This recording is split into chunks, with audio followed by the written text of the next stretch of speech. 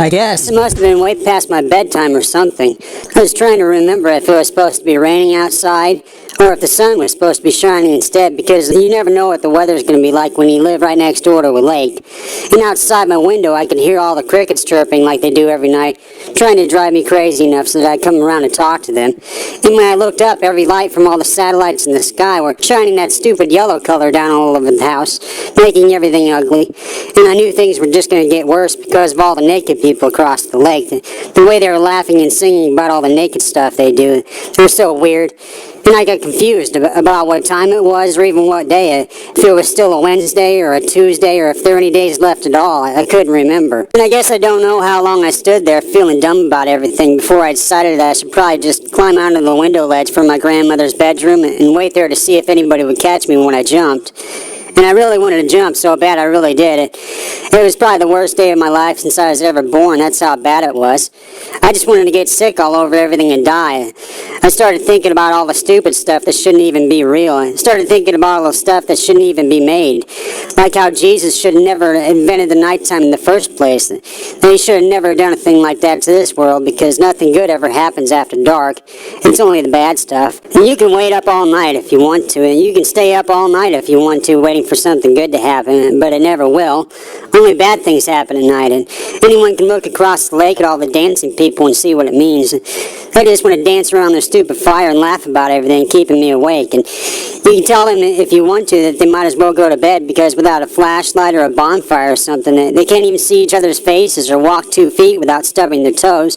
So they might as well go to bed. And you can tell them that until you're blue in the face if you want to, but you might as well save your breath though, because nobody's listening. I mean, I'm only 11 years old and even I know that. Nobody listens. But actually, the worst part about the nighttime, that's even worse than all the yellow lights and all the dancing people, is the crickets. And I mean it, the crickets. They're everywhere. I hate them. I really do. And I can hear all the crazy ones outside my window every night going nuts, waiting for me to talk to them. And they just wait for me to lay my head down on the pillow before they start making every chirping sound and rubbing their legs together. And it's really loud, too. They sit on the lawn outside my bedroom window every night acting like they're the only ones who ever knew anything. And sometimes they even keep me awake until the sun comes up, making all those chirping noises. It's not fair. I don't know why they have to do that. I never talk to them or make eye contact with any of them anymore because of it. I refuse to. The only animal I ever talk to and make eye contact with is a bird, and he's my best friend. So there's no comparing any of that with the dumb crickets to my best friend. Not really. And it's like I said, I was ready to jump. I really was. And I had one foot out on the ledge, and I was just about to let go and see what it was like to fly. But then what happened next, I put my other foot out in front of me to get balance, and I noticed that I had on my favorite shoes that my grandfather gave me before he died. And they were the white ones with the red striping like runners. And I remembered that I never wanted to splatter all over the sidewalk with my favorite shoes on, so I bent over to take them off, and that's when I saw my best friend Alex, and he was sitting in his usual spot looking upset about something. So I decided to stop jumping and talk to him instead. And I guess I'm always doing that too. I'm always deciding to do something, and then I get all ready to do it, and then something else will happen that it all of a sudden makes me want to change my mind at the last second. And I don't even know what it is. I really don't. I guess that it's what makes people, that we're always changing our minds about everything. And before I knew it, we were sitting in the Chinaberry tree for a long time, me and Alex, just talking about all the stuff that I liked before I got tired and went to bed. And Alex is a bird, if I didn't say that already, so he doesn't really need to sleep all that much. And most birds, if you talk to them for very long, you find out that they don't really need to sleep all that much. And even if they wanted to, they can't, because they're always worried about all the other birds stealing their nests or running off with their young or whatever. I mean, they work forever to put together a nice little house in a tree somewhere, and then some other bird will just come along and wreck it, or the wind will blow, and there's always something going wrong. And it's also true the birds don't like the weather all that much either. It's probably not as bad as people think, but it's still bad. And a nest isn't like a house or anything. It's only temporary. Birds need it to raise their babies, and they use all kinds of stuff to make it, even their own saliva. They take hours putting in all the little corners so that the rain and the snow and all that heavy stuff won't make it fall down. And then after all that, they stay awake all night making sure that the other birds don't even know where it is. And sometimes when you're looking just right, you can see a bird peeking its head over its nest. And you know right away that it's been hiding from the other birds. But I don't think Alex is like that with the others. He's more of a friendly, trusting kind of a bird. He even told me once that a bird won't live in a certain tree unless there's people living in the house that the tree belongs to. Like if a certain house is abandoned by its people, then all the birds living in that tree will refuse to stay there any longer. They pack up all their stuff and go. And I said, that's silly. Why would birds be afraid to live in any tree? I said, how do they even know that people are alive? They can't see us. But of course, Alex is a whole lot smarter than me. He's always the one who wants to be asking the questions. And that's the way smart people are about knowledge and all that kind of stuff. And birds, too, I guess. They don't really care about what their own opinion is about anything because they already know it. So he said, you tell me what you think about it, Addie. And that's my name, Addison. He said, don't you think that birds can see people because they always seem like they're afraid of you? And he said it like he was trying to be really patient with me and like the answer should be really obvious to me and everything. But what I started thinking about while I was saying that was how birds must really hate people because of our cars. How our cars are always on the street, and that's where birds like to eat sometimes, is on the street. We're always running over their supper, and it's like this one time my sister Zipporah had her teddy bear thrown down the stairs to the basement, and Jacob went running off down the steps trying to pick him up, but he accidentally stepped on Teddy's eyes. Then Teddy came back with one eye missing and a funny-looking haircut we couldn't fix. So Zippy cried about it for days, and that's what I said to Alex. I said, is it like that? And he said, no, it's more like how about when birds go flying, they must be flying away for a reason. But they must be afraid of us for some reason. But I was still thinking about the cars. I mean, I never drove anywhere, so I guess I can't say anything about it, but people really should slow down because of all the birds. That's the only nice thing to do. And we just kept talking like that for a while, and Alex was saying all the things I like to hear, but really I kept watching this one fish that was trying to jump up out of the lake so he could catch some invisible fly or something. I just kept watching that over and over. And every time he'd jump up, all the scales on his little fish body would turn yellow from the satellites. And then all of a sudden, without even blinking, he'd dive down under the water again and disappear so that he could turn blue again. And it was beautiful. I was just watching him swim up and down the lake right in front of us, looking at all the flies he could eat. And it was so great that all I could think about was going back to bed so I could turn blue again. I guess that's what made me want to go back to bed instead of jumping. I wanted to turn blue again. I mean, because being awake is like having all the weight of the whole world on your shoulders or something. I don't know. No one should ever have to carry the whole weight of the world on their shoulders, not even for a minute. It's just too much. It's not fair. I guess if you think about it, though, the world couldn't really weigh all that much more than a Snicker bar because there's nobody back there to hold it up. I tried counting all the stars on top of my house once and adding up which ones looked the heaviest, but after a couple of the really big ones, I just got frustrated because there's too many. My grandmother's astrology book says that there are billions of stars in the galaxy and that they send out light away from themselves so fast that no one can even see it with their naked eye. And she says that if you see a blinking star, then you're supposed to make a wish for your favorite thing in the whole world to happen right away, before the dust even hits the ground. And if you wished for it just right, it'll come true, but I don't know. Every time I think about the stars, I just wonder if there's some kind of a strange alien that sits on top of them all day long and just looks down on us like we're a bunch of little kitty cats that are too stupid to breathe their own oxygen or something. And so he has to fill the litter box every day with all kinds of stuff so that we have something to roam around on. And then he even has to poke holes in the sky for us to breathe through. And the stars are just the alien blinking and everything. But I guess that's just a dream, and that it's crazy to think about things that way, but no one ever has to tell me I'm crazy. I'm always dreaming about all kinds of stupid stuff. One night I had a dream that told me I was going to wake up in the morning, and that everything that happened in the dream would come true just the way it happened in the dream, without anything changing at all. But when I actually woke up, I started having this feeling like maybe I'm not all that sane, or like my brain isn't sitting in the right place or something, I don't know. I guess I never know what's going to happen next, and no one ever really knows if they're crazy or not when they live right next door to a lake, because you can see all kinds of funny stuff on it. The water can change colors, or the weather can change really fast, and one minute it might be raining out, but then the next all you can see is 2 feet in front of your face because of all the snow. And I really don't know why I'm thinking about the weather and all that kind of stuff right now. I mean, it's not like I hardly ever even go outside. Everybody always says that when it comes to boys and girls, boys are supposed to be the ones who like to go outside a lot better because of the trees and the animals and making stuff out of wood, while girls like to stay indoors a lot more because it's comfortable and things are easier to explain. But I can't really explain about that either. It's not like I really know a whole lot of kids my age other than Jacob, and he never tries to make anything but babies.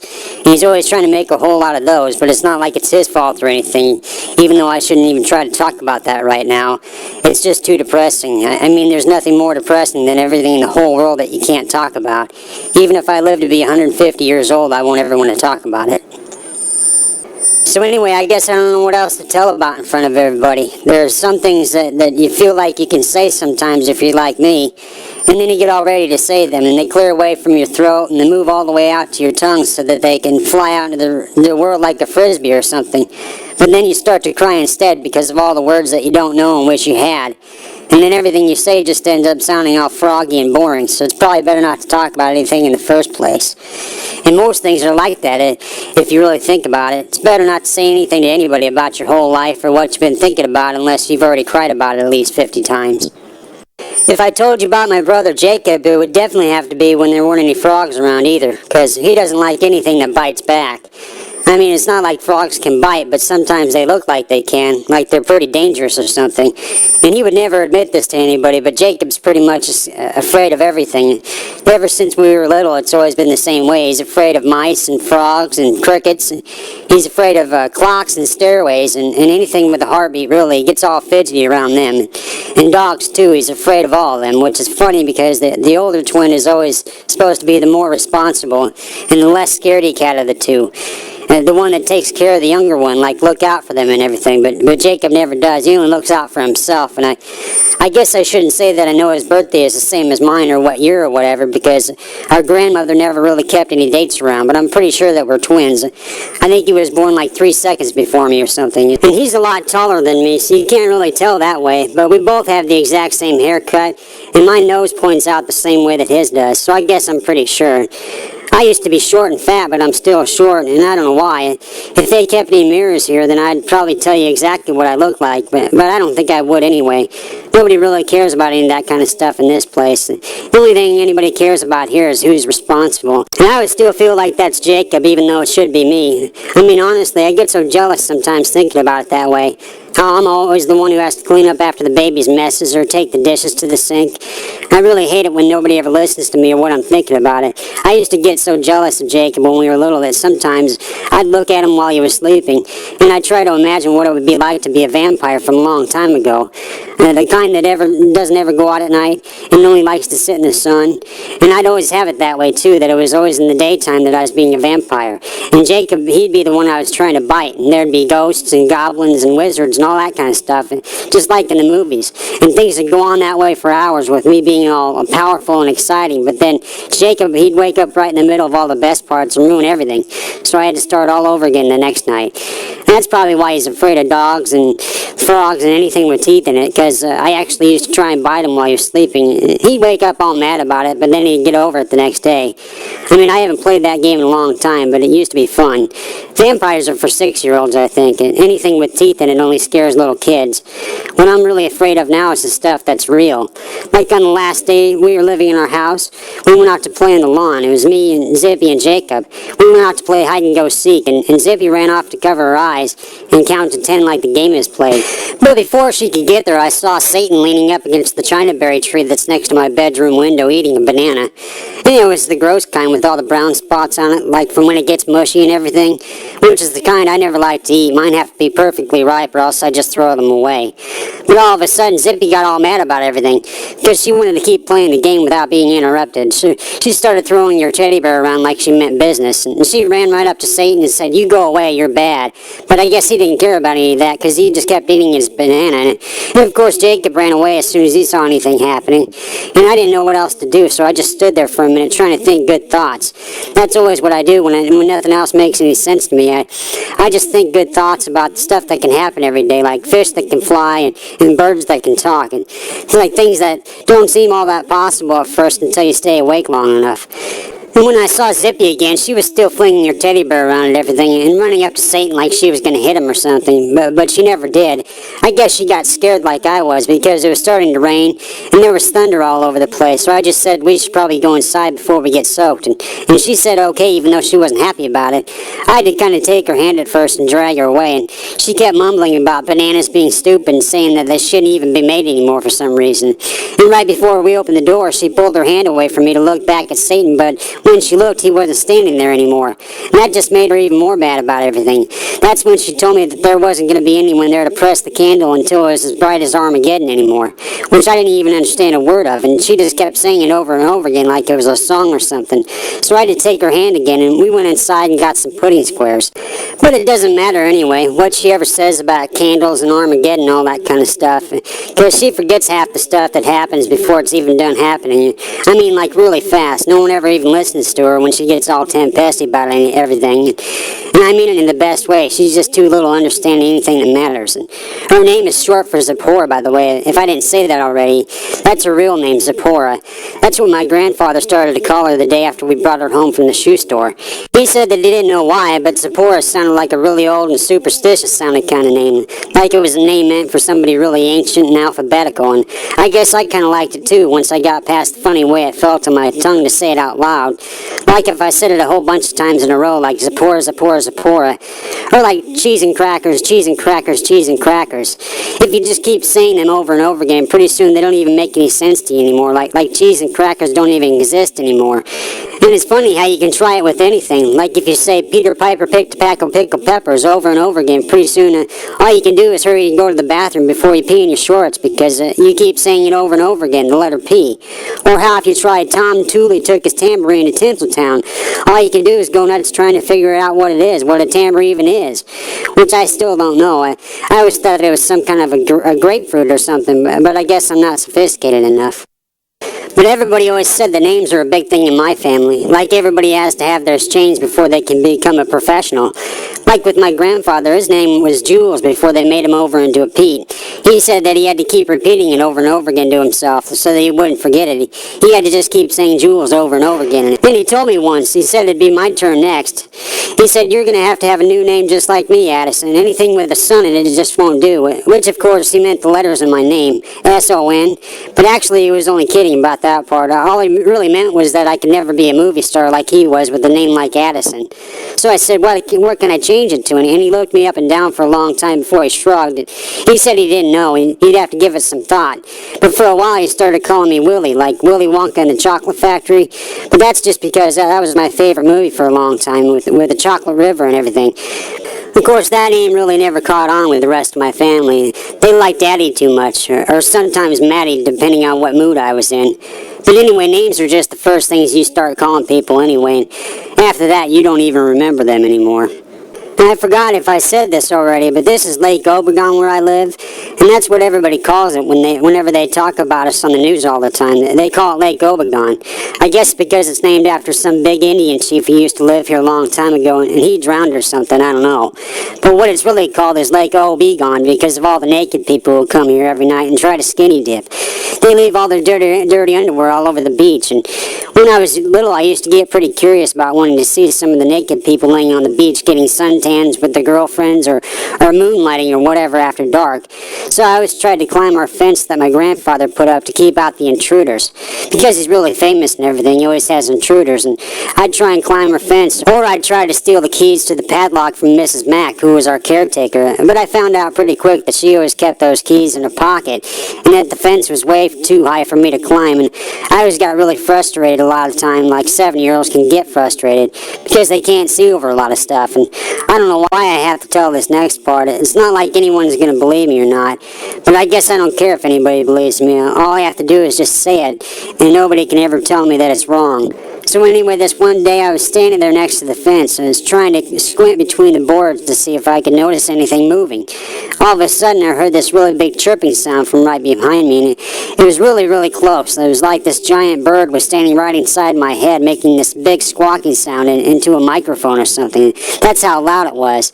So I turned around ready to swat at it, and I did that for a second. I just kept swatting at it, but then the squawking sound went away, and it was more like wings flapping then.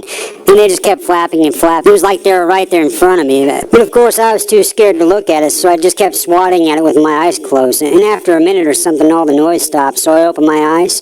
And that was the first time I ever saw Alex, was when I opened my eyes. He was really small, way high up in the tree. That's the chinaberry tree that's next to my bedroom window. And it's funny, for some reason, I never even noticed it was there before. It was unbelievable. As soon as I saw it and I saw Alex, I knew exactly what I could do. I told myself I could climb up to the top of it and stand on top of it like I was a Christmas tree ornament, and that way I'd be able to see over the fence. And so I ran over there real quick and I started trying to climb it, but I found out it was even slipperier than the fence was. And there were bugs all over it too.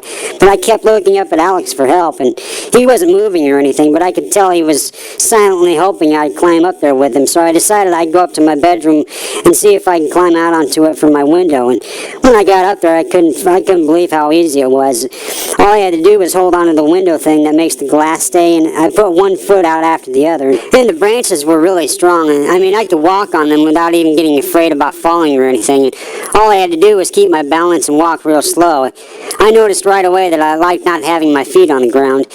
It felt like the earth weighed a lot less because of it. I remember this one time how my grandmother told me that there are billions of people in China where they grow babies like popcorn.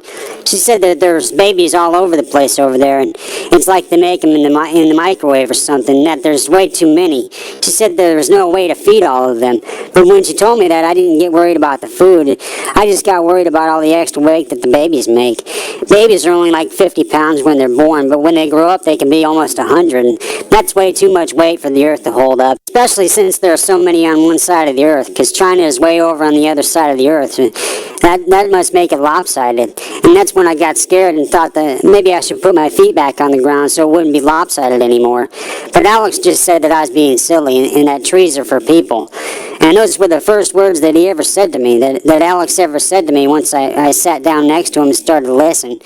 I knew right away he was really smart, and it didn't matter about the naked people anymore, because now I had a friend that wasn't imaginary like the ghouls and the goblins from my dream. And I know it's like I said, nobody ever believes you when you tell them about stuff like this, about this kind of weird stuff, but ever since I can remember, I've always said that I can talk to birds. And it doesn't matter to me if they're black or blue or red or yellow, and they can even have big scary eyes like vultures. It doesn't matter to me because I can sit right down next to them and talk to them like they're anybody. Even though Alex doesn't have big scary eyes or anything like that, he does have a really big nose for a bird. It's shaped like a pine cone or something, or like one of those honeycombs or whatever. It's really long and crooked, and he says he uses it to smell trouble, which is just funny to me. I mean, birds smelling trouble, that's just funny to me, and I never really thought about what birds did all day sitting in their trees or anything. I just thought they sang songs and made babies until they fell asleep, but Alex says that there's a whole other world we don't know about yet, and that birds can argue with each other all the time, and that they don't really sing. It's more like they take sides. Like how when you think you hear a bunch of sparrows chirping in the morning when you're going out to your car, you just think that they're waking up to the sunshine, they're all happy about everything, but they're not. They're just getting ready to take sides. And they're really defensive about everything too. It's like they don't even talk to each other very much, and when they do talk, it's not ever about anything important, like how the sky is falling or the crazy weather. They just complain and they get really tense and jealous about everything. I couldn't believe it when Alex said that. I didn't think that it could be true, that the birds could be mean to each other, because it seems like they're always so nice to me. But he said the birds can surprise you, even though you never see them throwing bombs or shooting arrows at each other or anything like that. It's not like that. It's more like they just squabble and they get into arguments about the stuff that doesn't matter, and they're really jealous. He said that twice, which is totally different from the crickets I know. The crickets don't even know the other crickets are around. They only just want to bother people like me at night when I'm trying to sleep. But I guess birds know about each other, and there's always the good ones and the bad ones too, just like with anything else. So that's what me and Alex were talking about, some of the birds he knew, and like I knew them for a long time. They all had different jobs and everything. I was thinking about all the different kinds of shapes and sizes they come in, and how animals can talk to each other, and what they'd say if they could.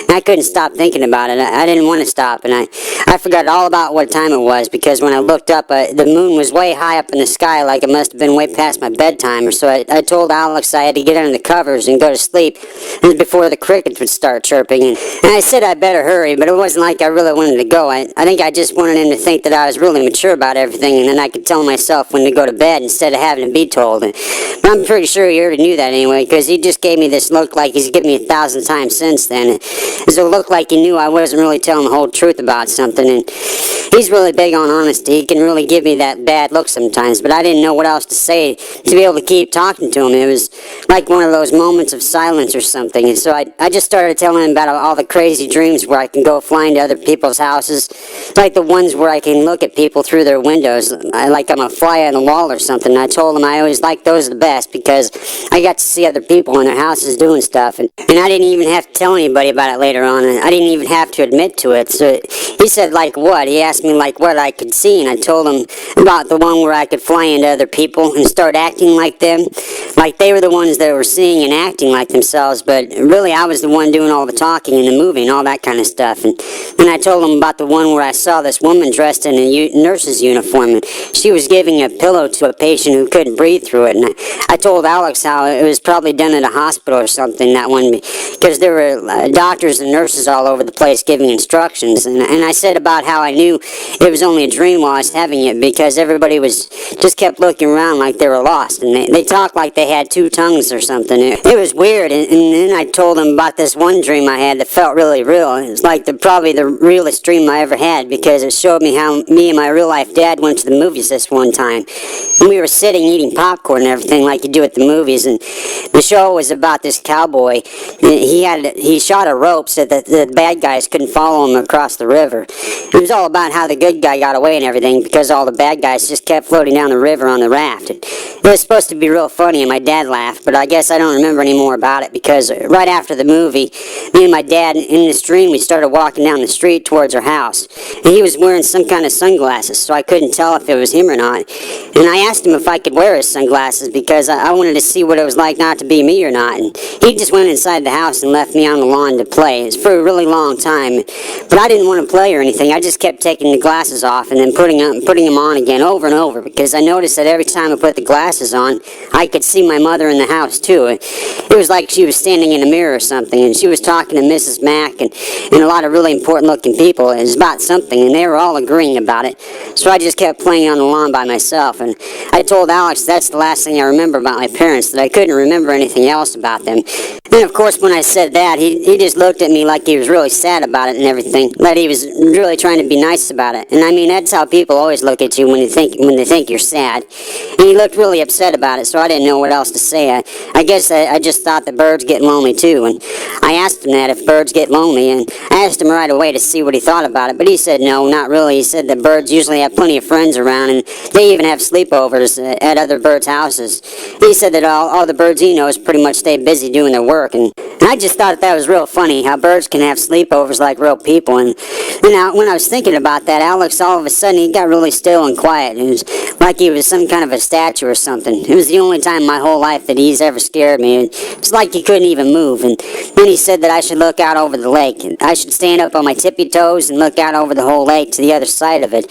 He said there was something over there I should see, and then he flew down to the branches that were way on the other side of the tree for some reason, and that upset me, because I didn't want him to move. I wanted him to stay right next to me, but he just kept pointing his beak out towards the edge of the lake, and he just kept lifting his leg up and moving it out towards the edge of the lake so that I could follow it and be able to see what was across it. And I kept looking, but there was nothing there. It was like the whole sky was black, and the only thing I could see was the chinaberry leaves in front of me. They weren't all that big yet, because they were just blossoming, but they were still in my way, so I thought that I couldn't see across the lake because of them. So I tried to move my eyes around a little bit, and that didn't work. So I put my hands out in front of me. I was trying to hold onto the branch with my hands and move the leaves out of the way at the same time. And as soon as I got a hold of it, there was this really big lightning bolt that came down out of the sky, and it landed in the lake right where Alex was pointing. And it lasted a really long time. It was like really super bright, and all the caterpillars underground were lit up, and I could see all the worms hiding from the birds in their caves, and I could see everything. It was really bright, and it wasn't like a dream or anything, only kind of. Alex said that I should look, and I just kept looking. There was this tree branch that was floating in the lake. It was like it was resting on the waters on the other side of the lake, and the waves were pushing it towards me, and I kept looking, and I was waiting to see if there was anything in its way. I was worried that it was going to run right into my house, but the longer I looked, I could see bubbles and everything, like there was something bubbling underneath it, and then I could hear this gurgling sound coming from there, and the bubbles kept coming up to the surface from the water, and that really scared me, because I felt like I was drowning all of a sudden, and that there was these thousands of eyelids in the sky raining tears down on me or something. I couldn't breathe. The branch was the only thing I had to hold on to, so I just kept saying that I wanted the dream to be over with, and I just kept holding on and gasping for breath, and I think I must have fainted or something, because the next thing I remember, I was being lifted up, and we just kept going up and up. It was me and Alex. We were looking down from the sky at all the water to see if the sky was reflected in it, and Alex said that the lake wasn't really a lake anymore. It was actually the belly of an ancient fish, and that I should let go of the branch and fall down to the fish so I could pet him. And I knew it was a dream right away, so I let go, and I just kept falling and falling, what it seemed like a really long time. I got scared for a second, so I looked back up at Alex to make sure he was there, and then I'd look back down again to get scared, because it's probably the most exciting thing that ever happened to me. But it was only for a second that I was flying. I mean, it didn't take that long. We were only a few feet off the ground. And then when I landed, I just got all brave about everything. It was like I didn't even care about it or something. I walked right over to the fish, and I got ready to pet him, but when I got there, I found out I wasn't a fish anymore. It was a snake. And I mean, it had the eyes like a snake, and it was hissing at me and everything. And so I just started screaming. I closed my eyes right away. Everything got really dark, and I even put both my hands over my eyes because I didn't want to see anything. And I could feel the snake. He was on my legs. He was wrapping himself around me, and I could hear him hissing and everything. And I even heard him say that I was already full of the worm. And that's when it started to get really scary, because as soon as I started to cry, I heard Alex flapping his wings again. And then I saw him swoop down and pick up the snake with his talons. It was really graceful. It was like he did it a million times before, but for some reason, when I saw him fly away with the snake in his talons, I really started getting this feeling like maybe it was all just a dream or something, that none of it was real, that we were just still sitting in a tree with Alex sitting right next to me, because I remembered that Alex didn't have talons when we were sitting there. He only had the tiny little bird legs like normal birds do. And that's when I knew that everything was always like it was, and that I didn't have to fight for air or anything. And I was glad that Alex wasn't an eagle or any kind of other bird like that. I guess I just wanted him to be a sparrow. Birds don't do that. They don't change shapes or anything like that. So it was probably good that I didn't have to worry about it anymore. I asked him why he showed me such a scary thing, like with snakes and fishes and falling into the lake and everything. I think he was just sorry he ever showed me. That kids shouldn't ever see terrible things like that until they're older.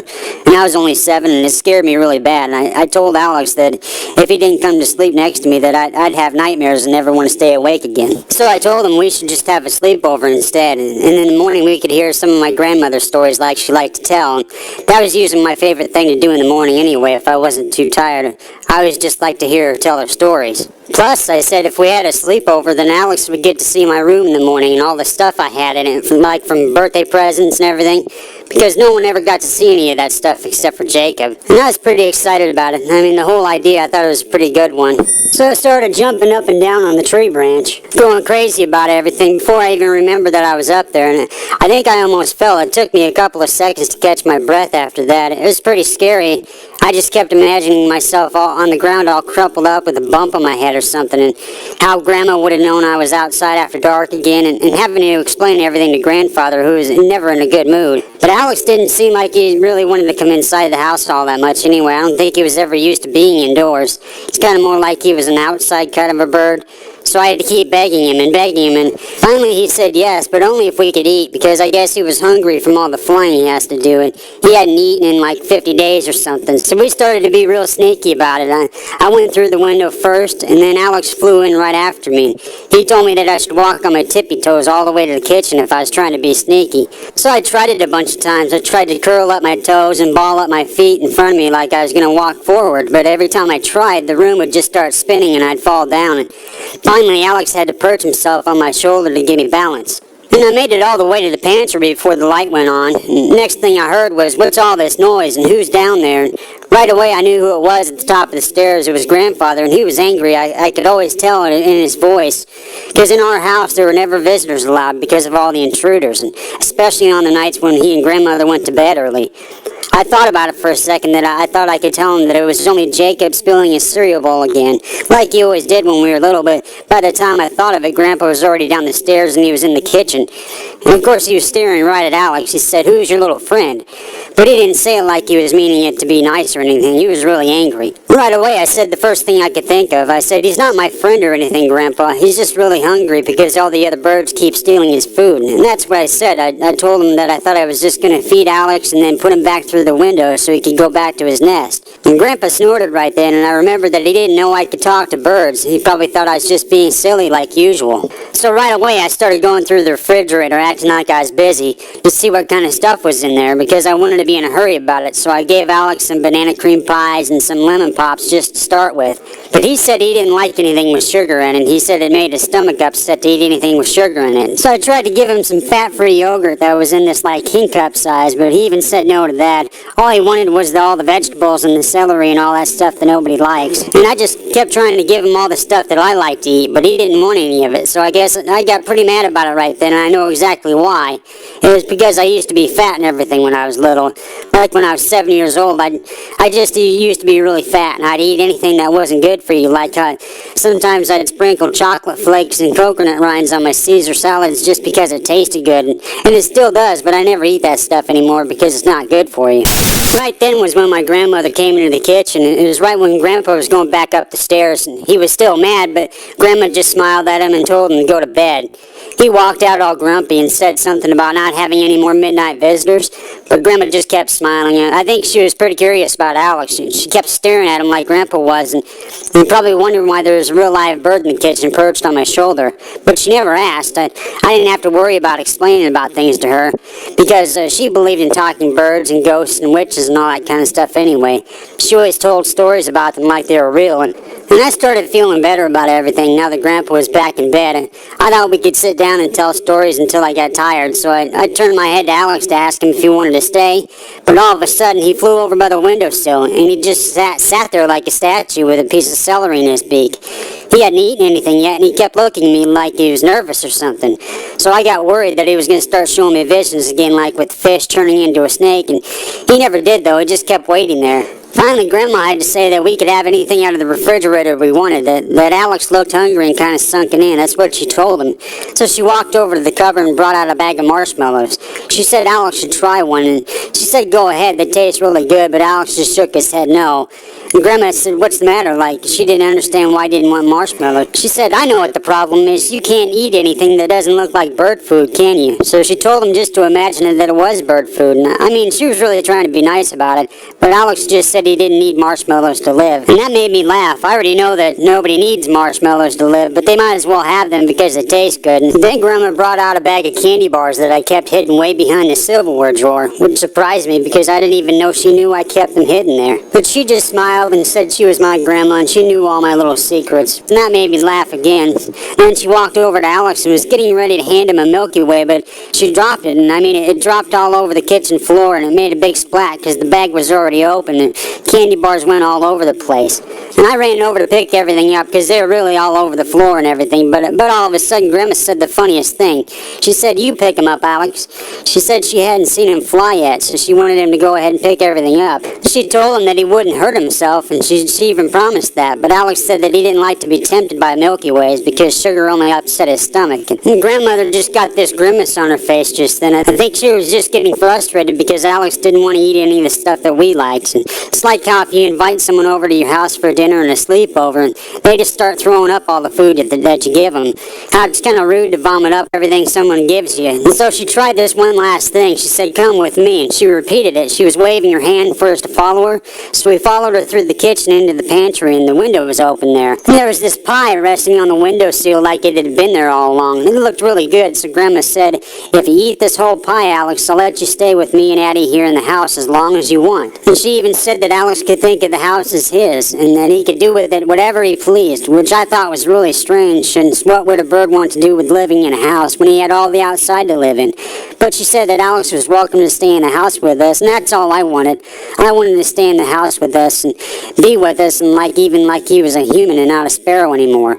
So I started telling him how we could always play together and have fun and all that kind of stuff and sit in the tree. And I even told him how I tried to put Dr. Pepper in my cereal bowl once instead of milk, but it didn't taste very good, so I said I'd never put Dr. Pepper in his cereal bowl. But Alex started acting like he was getting kind of tired and everything, that he was getting sleepy, and he needed to be with the other birds to make him feel better. better.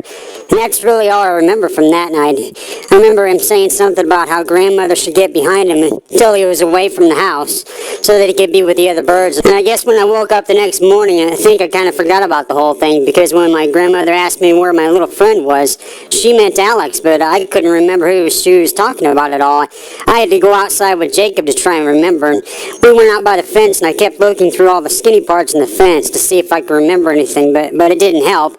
And Jacob asked me what I was doing, because I guess he thought we were playing a different game, so I told him that I forgot all about what happened the night before. And at least I think that's what I said, that the whole thing was foggy. So he said the funniest thing just then, and I remember it. He said that he could figure it all out. All he had to do was climb the fence and jump over it, and then he could see the lake and know exactly what I was talking about. So before I could even say anything, he was already putting his fingers through the opening in the fence, and it was like shimmying. That's the only way I can say it. He shimmied right up so fast before I could tell him to stop. And he was all the way to the top and over on the other side before I could say anything. He just jumped from the top of the fence and landed perfectly on the other side like he did 1,000 times before. I couldn't even believe it. I tried to do it. I put my fingers through the skinny part of the fence and started to climb, but I probably got a splinter right away and I had to quit. I started looking down at the splinter and trying to dig it out because it hurt. And all the blood from the splinters, well, maybe remembered the whole night before, was sitting in the tree with Alex and going inside to eat celery with grandmother, and how she got frustrated. And I started to tell Jacob all about it, like how I was reliving it and everything. And I said how we could see across the lake now because all we had to do was go and sit up in my chinaberry tree. I mean, I told him it'd be that easy and not to worry about me biting him or anything, because he never liked to go in my room because I always tried to bite him. I was still playing vampire then. But by the time I finished telling him what we should do, he wasn't listening anymore. I could hear these voices from the other side of the fence. There were these girls' voices. So I squinted really hard to see who Jacob was talking to, and there was these bunch of girls all standing around him. He was talking to them like he knew them forever, and it was like the easiest thing ever for him to do. And they were all older than he was. They were like even teenagers and everything, and they had their swimsuits on. And one of them said her name was Eve, and another one said Elizabeth, and Jacob was the only boy there, so he started pointing at the fence to tell them where he lived. And one of them said he should come swimming with him, but he said he didn't know how. He never was swimming before, and all the girls laughed about that. And they just grabbed him and they took him down to the shore and started splashing water on him. And they were all getting ready to go swimming, but then Mr. Mack came around from the other side of the fence, where he and Mrs. Mack live on the beach in that yellow house. And he just started telling the girls that Jacob had to go back inside because he didn't want him to get sunburned. And Jacob didn't want to go or anything. I think he wanted to stay and go swimming, but Mr. Mack said no and started asking the girls what their names were and everything. He said that this was private property and that trespassers weren't allowed. But I don't think the girls cared about any of that anyway, because they just started swimming, and I could hear them all laughing and talking about everything pretty soon. So when Mr. Mack brought Jacob around through the gate and told him not to climb the fence anymore, all I could think about was all the warnings about there being intruders and everything, and that maybe the girls were the intruders. And so I started to tell Jacob about it, but he was too excited about everything, I could tell. He came running right over to me and just started jumping up and down and saying that Eve was his girlfriend now because she talked to him, and maybe even Elizabeth too, that they were both his girlfriends now. He said he was going to climb the fence every day when Mr. Mack wasn't home, and I kept saying that I wanted to do it too, but I didn't think he heard me about anything. He was just too excited. We started running around like we were crazy or something. I mean, Jacob just couldn't stop running. I tried to keep up. He was talking so fast about how he was going to marry Eve, and they'd probably have 5 babies together. And I made sure I told him that they should only weigh 50 pounds when they grew up because of the lopsided earth. And that's when Zippy came outside, and she probably just woke up just then, and she wanted to know what we were doing, so she came outside, and Jacob told her that he was going to get married tomorrow, and that Zippy couldn't come because she was too little. And then he said we could watch from my room, or maybe even a chinaberry tree if we wanted to, and just sit on the branch with Alex or something. And Zippy liked the idea, but she didn't know what a chinaberry tree was, so I showed her. We went up to my room, and I started to climb out the window. And of course, she got scared of heights, and she said she wouldn't go, but then I told her about how strong the tree was and how all the branches, you could sit on them really easy. That way we'd be able to see the wedding, otherwise Jacob wouldn't let us.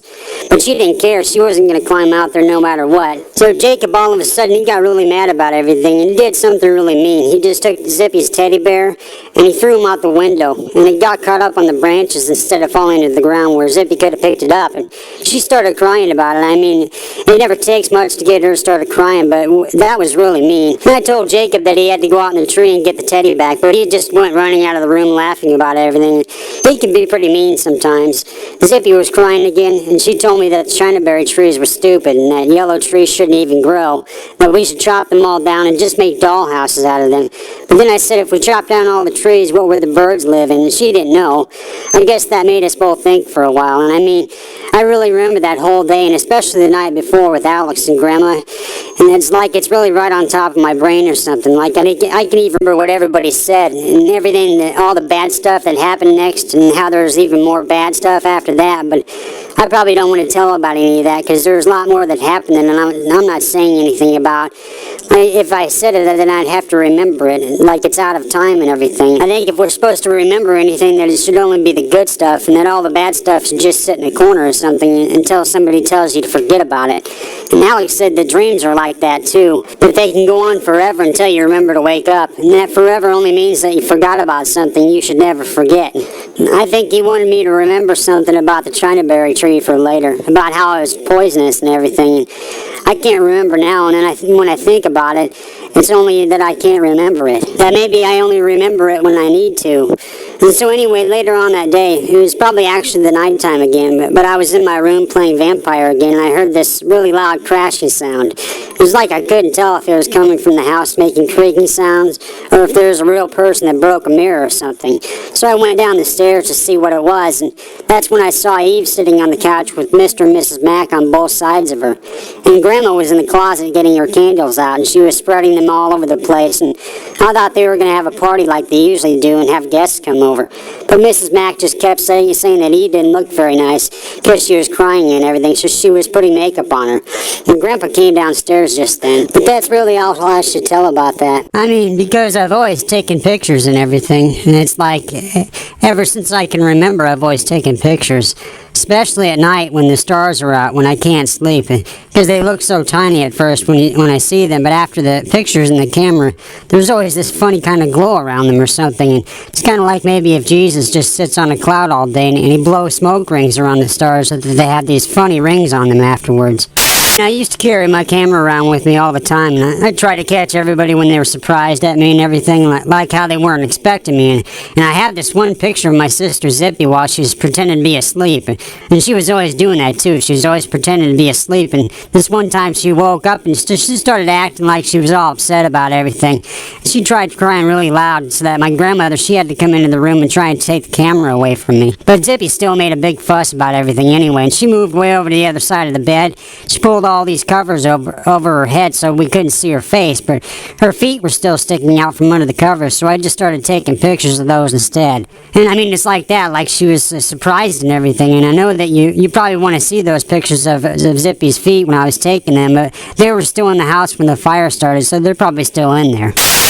And I'm pretty sure that Eve stayed with us for a long time after that, but it wasn't like we hardly ever got to see her anyway, because she had to live at the beach house with Mr. and Mrs. Mack, and she always had to be in Grandfather's movies too, so that they were always flying around together. And I guess when they put her under the finger tree out by the fence, I wasn't there that day either, because Jacob was the one who had to tell me about it, and he just said that he was there taking pictures all morning because I wasn't there, and how there was this baby that got born, and that the baby was a boy, so Grandfather said that they had to keep trying. And Jacob just kept saying he was afraid he'd keep having that same dream where there was these bunch of girls living out under the finger tree, and they were always sticking their fingers up at him, and that's why he called it the finger tree, because he didn't know what else to say about it.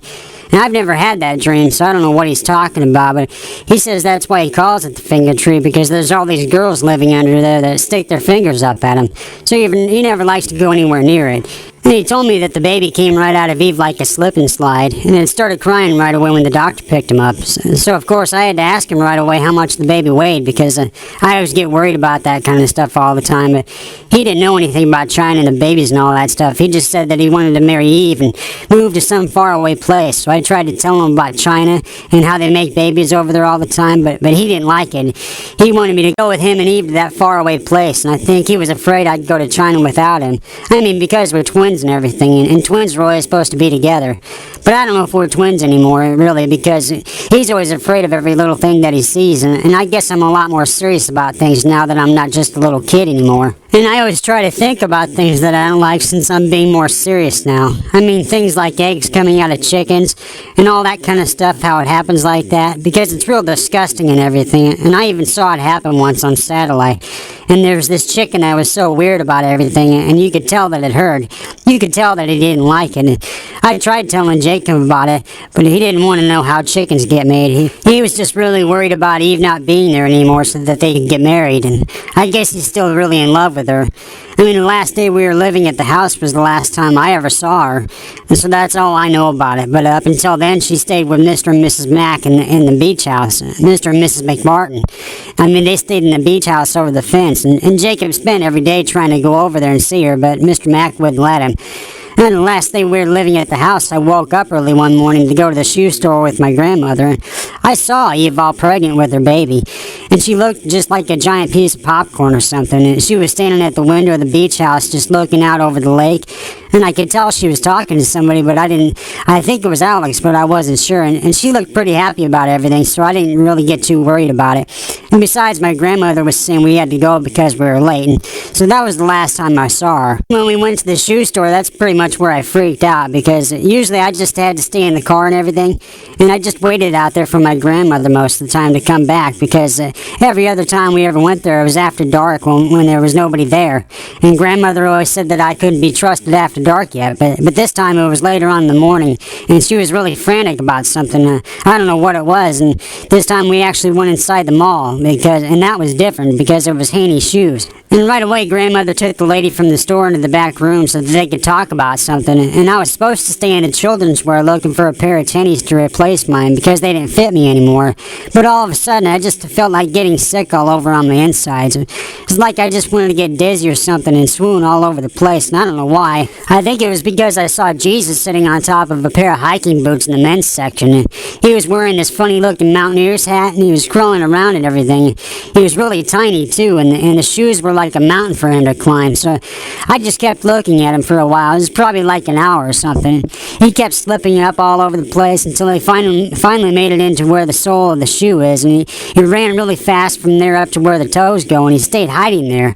And I got curious, so after a second I peeked my head in, and I was getting all ready to say, "Where did you go?" But then I remembered that he was really tiny, and that my voice might scare him like if I was a giant or something.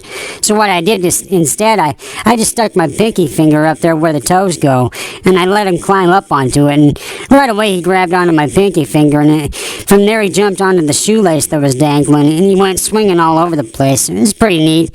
It was the way he just kept swinging back and forth, and he was smiling at me the whole time, so I can't even remember. All of a sudden, the sales lady, she came up, and she told me I had to try on a pair of shoes or I had to leave the store. And, of course, I didn't even know what she meant because these were the men's shoes, and I was only 11, and I still am, so I just looked at her real funny. And I even kind of made daggers at her eyes so that she would know right away. And when she was gone, I looked back down at Jesus to tell him how I knew how to make daggers at people. And I also wanted to tell him how silly everything was. But when I looked, he was gone, and the shoelace was still swinging there, so I guess he probably hopped off of it onto another shoelace or something. So I kind of just got mad about that. I started screaming about it, and I ran out of the store before anybody could tell it was me because I didn't know what else to do. I was standing in front of Haney's shoes just screaming about Jesus, and nobody wanted to come to the shoe sale anymore because of it. Finally, the security man had to come and tell me and my grandmother we couldn't shop at the store anymore. Right away when we got out to the car, grandmother was furious with me. She just said she knew I wasn't to be trusted after dark yet, and I was in big trouble when we got home. But as soon as we got there, I just ran out in the backyard right away because I knew Jacob and Zippy would be out there playing, and I knew grandmother wouldn't want me to be in the house for a while anyway. So I ran out and I started telling them about everything that happened at the mall, and about how Jesus was swinging on the shoes and everything, but they didn't seem like they cared about that because they were playing hide and go seek. And so I started playing with them right away, and I guess guess I forgot everything about what happened at the mall. And when I ran off to hide from Zippy, I remember that we always had to explain the rules to her like 1,000 times before we started the game, because she would only count like 2 or 3 before she opened her eyes, and she'd try and come and find us right away, and we never had enough time to hide. So we stopped to tell her about the rules again. Then she ran off to cover her eyes and count to 10, and that's when I saw Satan, which I already told you about how Zippy got all mad about everything and started throwing her teddy bear around. But what I didn't tell you about was what Jacob did, because right away before I could say anything, he ran right into the house to tell grandmother that Satan was eating bananas on the lawn again. I guess right away when he went in there, he heard her screaming or something, and we heard it too. We were out on the lawn, and it was real curdling and everything.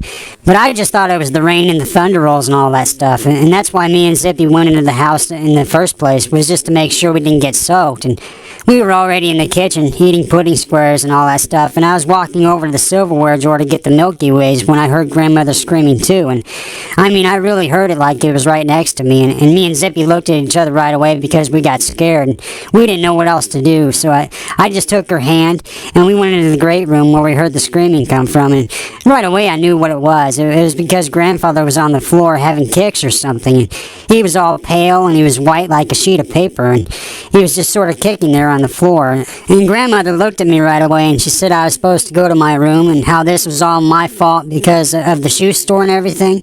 And I didn't understand that because I never did anything wrong, I thought. I tried to tell her that, but she was already thinking about something else and getting the candles out of the closet. And that made me really mad for some reason. I don't know why. I don't know why I got so mad about everything just then. And I don't even know how this next thing happened. But what I did was, I picked Zippy up right off the floor and I carried her all the way up the stairs. I don't even know how it happened because even though she's only 7, she still weighs a lot. And I bet I could never do it again even if I was mad. But I did. I picked her up right off the floor and I carried her all the way up the stairs. And she was even crying too, so that made her weigh even more. And that's what I did. Instead of yelling at grandmother or making daggers at her, I just picked up Zippy right off the floor and we went right up to my room and hid under my bed. Got there, Zippy was shivering and everything, and I remembered the best way to calm her down was to start singing her favorite song. So I started singing, and she held my hand, and she was singing too, and we probably just sang there for about 5 hours or something when we heard the footsteps on the stairs. And there was mirrors and broken glass and all that stuff, and then we heard these other footsteps right away, but I knew who that was. It was Jacob. I could always tell his footsteps because we're twins and all, and I know how he runs. And he wanted to hide with us under my bed, so right away when he got there, I told him to start singing along with us. Before we could get very far, though, we just heard grandmother say, "Children, who told you about the China berries?" And then she started walking back down the stairs because the doorbell was ringing. That's when I heard Mr. and Mrs. Mack at the bottom of the stairs, and there was these other strange voices. I didn't know who they were, and there was this baby crying too. So I started praying like Alex taught me how to, and he always said how sometimes if you talk to Jesus and tell him to make everything better, that he might do that. So I started telling him that I didn't want this to be my house anymore, and that we should all just run away maybe to heaven, and maybe we could even just start growing giant mangoes and eat them all day without ever getting full. And then I started telling him about how Zippy and Jacob should come along with me, but mostly just Zippy, and maybe even the baby could come too, and how I didn't ever want to go to the shoe store again, especially after dark, or even before that, and about how grandfather was having his kicks on the floor, and how I didn't want him to wake up again, and I just kept saying these prayers over and over again. And I must have woke up sometime pretty soon after that, because there was this silence on the floor or something when I was done, and I knew right away that something was wrong, because when I looked over for Jacob and Zippy, they were gone and Alex was there, and I don't even know how he got there so fast, but he had these really big saucer eyes, and he was looking at me like right into the sides of my brain or something, and he was acting all nervous like he had something to tell me, but he didn't know how. I looked down at his little bird feet to see what was there, and then I looked back up at his eyes, and then I looked back down at his bird feet again, and I couldn't tell what was there, so I said, "What are those?" And he just looked away. That's when I tried to take my hand and grab his neck, because I was going to make him tell me what was at his feet, and my hand was all frozen to the floor, and Alex just started taking his beak, and he was twisting it all the way around, and just going around and around with it like that, and I think he was doing that just to tell me that I was dreaming or something, because he was really acting strange, more than usual, and I was really worried about it. He told me that I wasn't going to be living in this house anymore after that day, and that grandfather wouldn't be coming back from his kicks, and He said that I had to keep the baby safe, and I had to try and make sure that the baby was going to be okay. I asked him how I was supposed to keep this baby safe and all, because I didn't even know what a baby was. And I really didn't. And I didn't know what a baby was, but he didn't answer me. Alex didn't answer. He just flew up to the windowsill, and he sat there waiting for me to follow him. I got kind of excited because I thought we were going to go out and sit on the chinaberry tree and have more visions, like the one with the fish and the lake and everything. And I thought maybe he'd tell me how to take care of the baby. But when I got to the window, all I could see was all the snow that was falling. And the snow was making the chinaberries fall to the ground because the snow was so heavy on the tree. All the chinaberries were getting all soggy on the ground. And Alex just took his beak and he pointed at the chinaberries that were laying on the ground, and he said, "Look." And I looked, and there was this thing like it was Zippy, but it really wasn't. And it was like it was from the day before or something, like it was yesterday. And I was watching her like in a movie or on a satellite, like she was always in Grandfather's movies. And I was watching her, how she was picking up all the chinaberries and putting them into her sundress. And she made a basket out of her sundress the way that girls can do. She was putting all the berries in there. And Alex said, "Look again." And I looked, and that's when I saw Zippy mashing all the berries together and pouring them into a pie tin that was there. And how her little fingers were getting all cold because it was snowing outside, but she didn't seem to mind because she liked making pies. And when I looked up at the snow again, it stopped falling, and I could see all the satellites, the way they shine that ugly yellow color down on everything. How it was making all the snow look like it was full of pee. It was really disgusting. And then Alex told me that I was supposed to take the pie that Zippy made, and I was supposed to put it on the windowsill for Grandfather to eat it, but I wouldn't do it. I wouldn't. I already knew what those things could do, and I didn't want that to happen to anybody. I guess Alex just sort of looked at me then, and maybe he was kind of proud of me or something, but I don't know. And that's when it wasn't like a movie anymore. We were back in real life then, and Zippy wasn't picking up berries off the ground anymore. She was just back to being next to me under the bed, and Jacob was there again too. And we were still singing and all that kind of stuff, and it was like we fast-forwarded or something, and right away I knew that I started looking around. I had to start looking around for the pie tin to make sure it never got put in the window. And that's all I remember about that, I guess. I must have fallen asleep for the next few hours, because when I woke up again, it was nighttime, and the house was just full of people. There were people everywhere. They were all over the place, and they were all there because Grandfather was sick, and there were even these doctors there, all these people. They just kept going in and out of his room to tell him that he had to keep it together. And my grandmother was worried that we wouldn't be able to make the movies anymore, and that we'd have to move to some other house without a beach next to it. And she kept saying that she was all alone now, and that nobody was going to protect her anymore, and that nobody cared. But Mr. and Mrs. Mack, they didn't like that very much. They didn't like that she said that at all, so they just left right away without even saying goodbye, and they even took all the doctors with them. That made Grandmother even more afraid about everything, so she had to go to her room to be inconsolable. Right away, I went up to ask her what was wrong with Grandfather, but she just looked at me with daggers. She must have learned that from me. And Grandfather was in the next room breathing really hard, and he was tearing out all these tubes that were in his nose. And I guess he must have died right away then, because we didn't hear him breathing hard anymore. And I've never seen a dead body before. And when all the doctors were going in and out of his room, they kept putting this stetho thing up to his chest, and they were feeling around for his bumpy parts. And they all had these worried looks on their faces, and I tried to follow them around when they went out of the room to see where doctors went to when they couldn't be with their patients anymore. But then I remembered that Zippy would be afraid to go in to see Grandfather all alone, and then I had to hold her hand. So we went in to look at him. And of course, Jacob wouldn't go, but it's like I said, when we went into his room, he wasn't breathing anymore, and his face didn't look worried anymore. He was just scared. And I guess the baby was crying the whole time we were in there with him about not being fed or something. So I had to remember to keep the baby safe instead of worrying about Grandfather. And right away, Jacob said we should give the baby some of the pie that Zippy made. So he ran into the pantry to see if there was any left. But before he could even think about what was happening, I just told him not to because it was too scary. And I was trying to remember if the pie was even real or not. I was trying to remember if this was today or not. Everything was happening so fast that just then, and nobody was even in control. I looked at Zippy to see if she knew what to do, but all she could think of was we should run away and just leave, and that's what she said. She said, let's just run away, and how we should take her teddy bear with us, and maybe even Jacob too, and all my candy bars from the silverware drawer. We should just take everything and run away to wherever Alex said was nice. And then I couldn't even believe it, and I couldn't even believe it that everything was happening all at once, and I forgot all about Alex. It was like only a minute before when he was hiding under the bed with us, but it felt like forever. That was the only time in my whole life I think I ever wanted to cry. I just wanted to start crying and jump off of cliffs and stuff, and I was so lonely and nobody knew how to fix anything. So I decided I was going to climb out on the window ledge from my grandmother's bedroom, and I was just going to wait there to see if anybody would catch me when I jumped. And right away when I got to her room, I could see that she was still being inconsolable. I opened the window and I stuck my foot out on the ledge. That's when she turned her head to me and she just sort of sobbed like it was the weight of the world or something. She said, "You never know what the weather's going to be like when you live right next door to a lake," which is what she always said when it was raining or snowing, or even if it was just sunny outside. She always said that. And I looked back at her, and her face was like everything was being repeated. It was like all this stuff had already happened in a movie or something, and nothing was ever new when the sun was shining. And that's what she said too. And I don't know what Deva Jew is. I can't even hardly pronounce it because I'm only 11. But right then I had this feeling like that I was already out on that ledge once, and that nothing I could ever do would make me really want to jump because the world's not that heavy. And I went over to Grandma just then, and I told her that the snow wasn't falling anymore and that the sky was clear. But she was already putting the curtains on fire with the candle she had there, and the smoke was starting to go up to the ceiling and making it hard to breathe.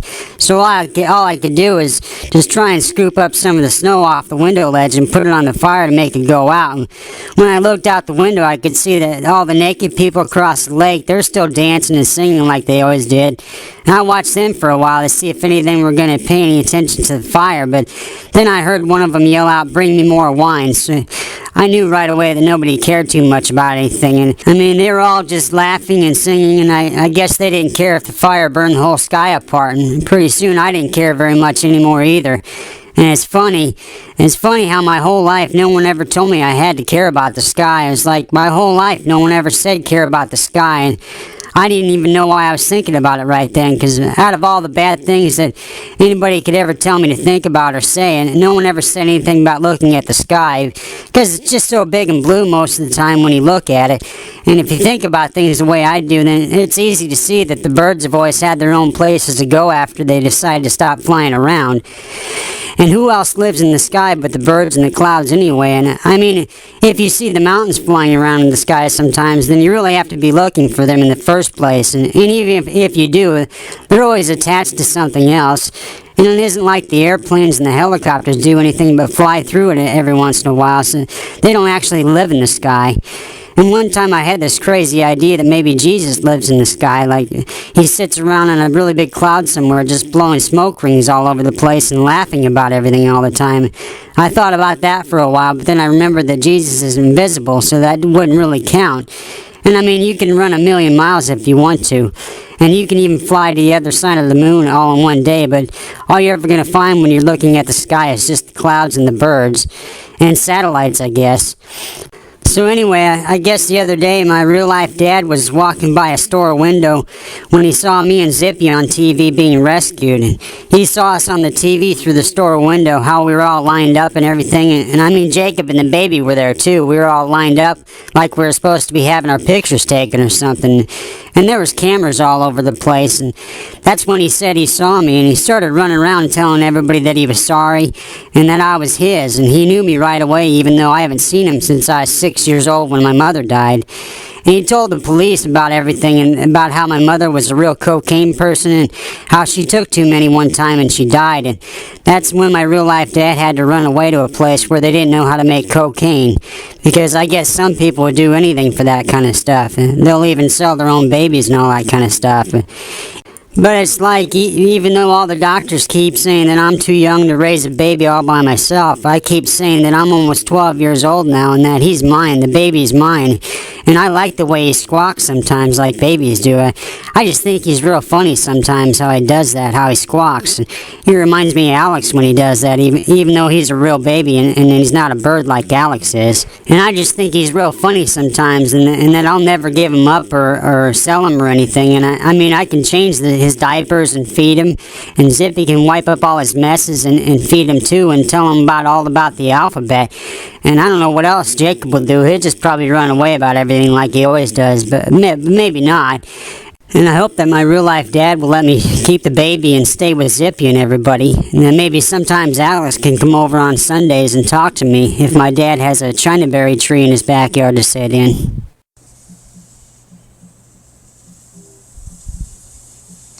You've been listening to Look Down Blue Sky by Eric Allen Harms. If you'd like to contact me, my email address is abraham19011@hotmail.com. Thanks for listening.